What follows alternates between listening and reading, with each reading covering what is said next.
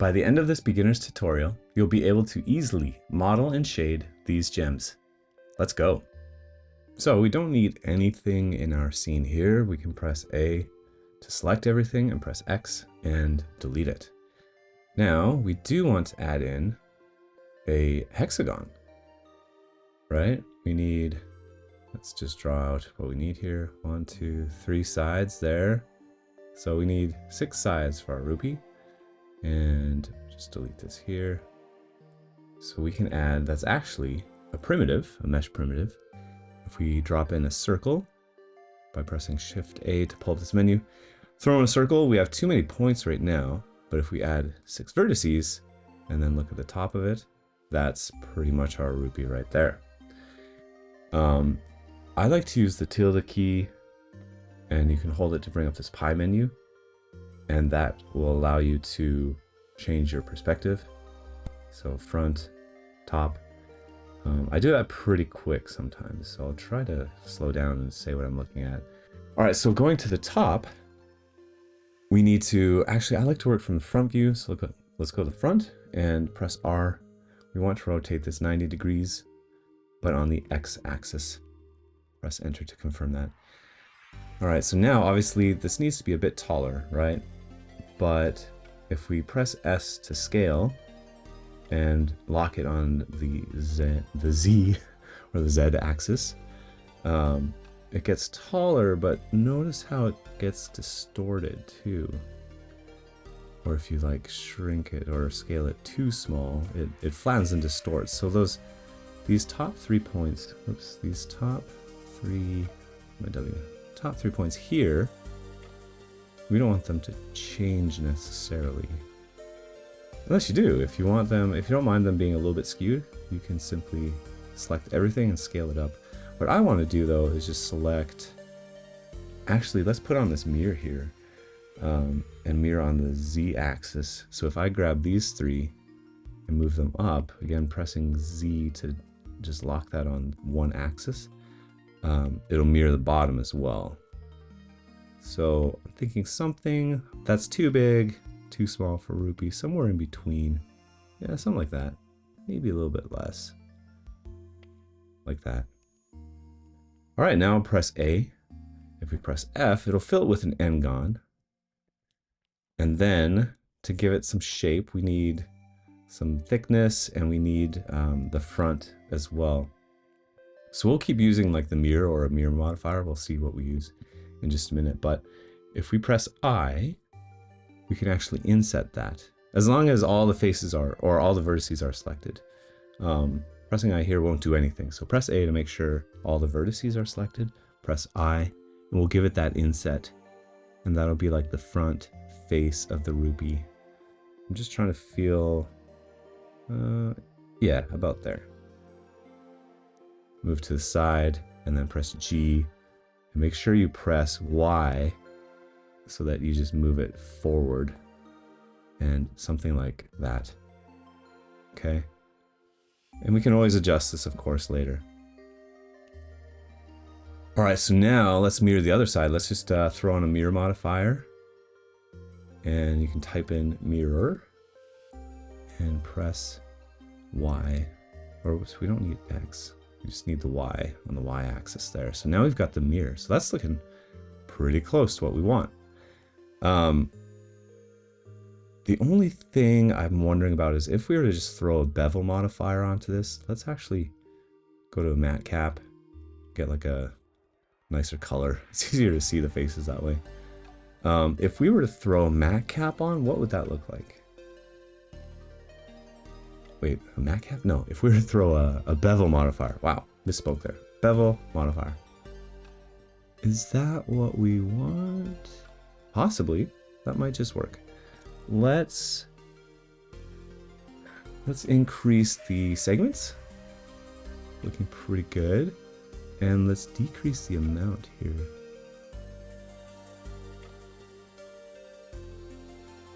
Yeah, that's not too bad. I'm actually just kind of looking at the thickness of this. If that's good enough. We could take all of these, go to the side view, press the tilde key, go to the right view or left view, and grab these on the y-axis. Give it a little thickness to begin with, and then I'm going to press Alt-Z and select these back vertices. That's Alt-Z turns on X-ray mode so you can select through. And then I'm going to actually extrude with E and press Y to lock it on that. And actually, let's click there. We need to turn on clipping here on the mirror modifier, just because I don't want those vertices to overlap. And that will, yeah, there you go. Without it, if I go past the mirror point, the vertices go past. We don't want that. So turn on clipping, grab on the y-axis, and close that up that way. Turning off X-ray mode with Alt-Z.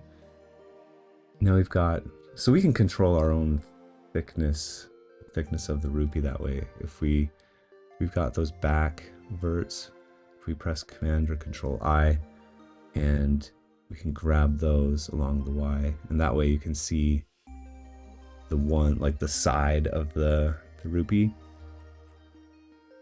I don't know what it should actually be.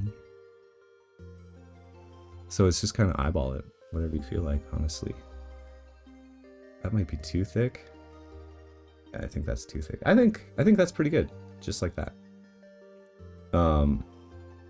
So you can adjust the amount of bevel.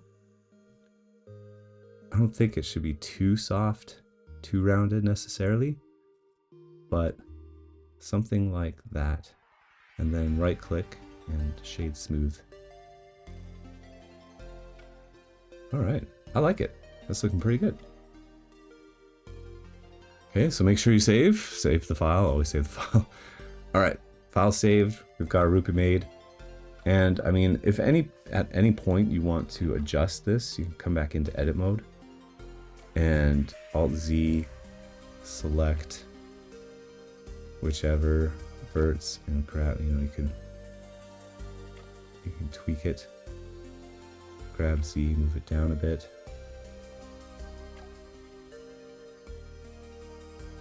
I like it, that's pretty good. Let's go into shading. And we don't need this, we can join. What am I doing here? I'm right clicking on this line here, select join area, and that'll close that panel there.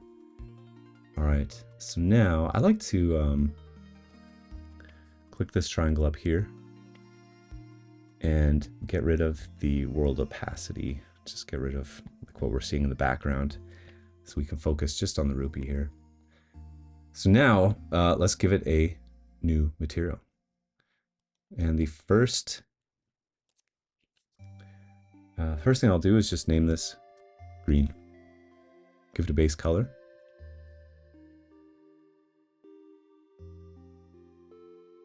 Somewhere around there. And last thing is to make it kind of crystally and see-through. Crystally see-through and shiny. So go to the transmission, turn up the weight, and we can turn down the roughness quite a bit.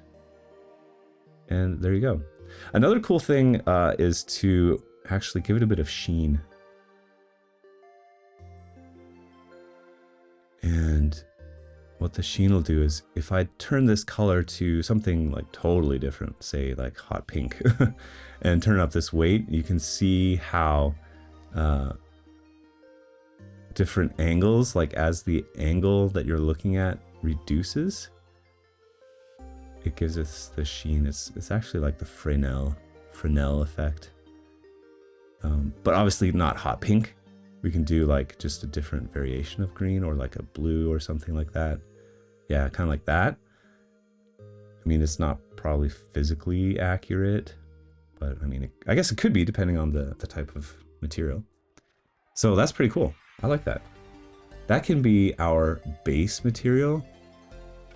And it's as simple as that. What we'll do next is I'm actually going to rotate this around a little bit.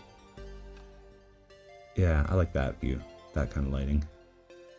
All right, go back to the front. let's duplicate this several times. So like select it, press Shift D, move this over on X, and then press Shift R, maybe twice that way. And then we'll do some more down here, and then duplicate it here. Again, just on the X axis, press Shift R to line up several of these rupees in a row. So now what we can do is we can easily duplicate this material so that we have all the different colors.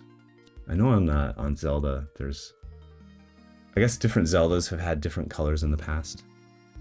I guess I'm thinking like probably Breath of the Wild kind of style, where we've got green, and then we can duplicate this by making sure this one's selected, and then click this button here. 7 is telling us that there are 7 objects using this one material. But we want to break away from that and modify the material. So if we click that 7 and then name this blue, now we can change this material to blue. Ooh, that's nice. That's nice. And I still like that teal for the sheen. That's kind of nice. Play with it. Bit of green, bit of purple maybe. Looking good. And then just keep doing that for, right, green, blue. We'll do a red. Oh, yep. Make sure we click the 6. It even says in the tooltip, click to make a single user copy. So we'll click it, rename this to red. This is the fun part actually, like, they look great when they're, I kind of like the pink, like slightly pink. And then maybe here I'll give it more of a, you could go warmer, like an orange sheen or a pink sheen. No, I like the orange. Yeah, slight orange sheen. Okay, green, blue, red. Purple. I think purple's worth 50. I don't remember actually. 20? Is it? This is one. Ooh, 5 rupees.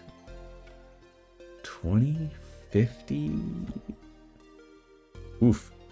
I actually don't know what they all map to. Let me know in the comments if you can remember what all the colors map to. I guess it depends on the game, obviously, but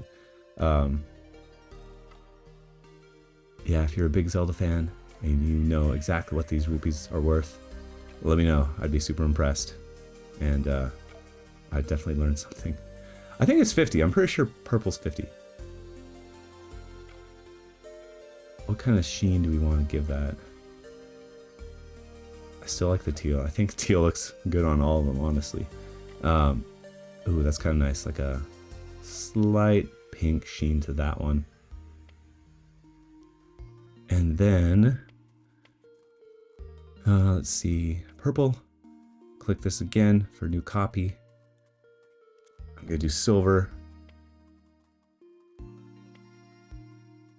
Kind of just like a white. I guess you can go into the RGB. Click and drag all 3 of these fields. Whoops. Click RGB and it highlights all of them, and just crank it to 1. And it's kind of white. Let's darken it just a bit so it's more silvery. I wonder what happens if we make it metallic. Yeah. I'm going to change the metallic and the roughness, because this was a silver rupee, so I assume it's made out of silver material, not just a silver color. And the same for, let's see, I want the same settings as silver. So if I click this one, bring it down to silver here, and then make a single user copy again, call it gold. Just pull out like a kind of a warm yellow color there. That's pretty good. Pretty good. The sheen is still teal for these, so change that to whatever you feel like looks good. Maybe like a blue, kind of cold blue. This gold can be like a warmer tone for the sheen. And that's it. Technically, I'm looking at my notes here. Technically, those are at least an Ocarina of Time.